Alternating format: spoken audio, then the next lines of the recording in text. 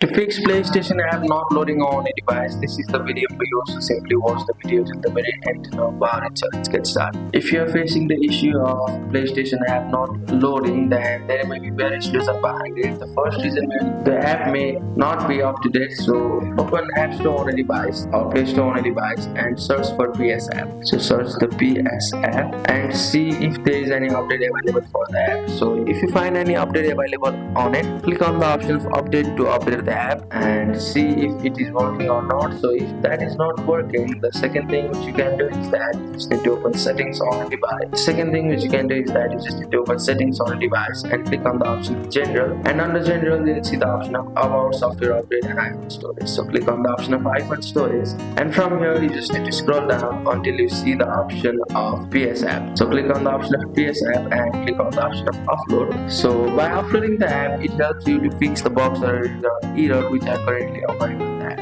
And after uploading, click on the option of reinstall app to reinstall it on the device. And by doing all of it, you'll be able to fix the PlayStation app not loading issue. So that's it. Thank you for watching the video. Please don't forget to like the video and subscribe to our channel. Thank you.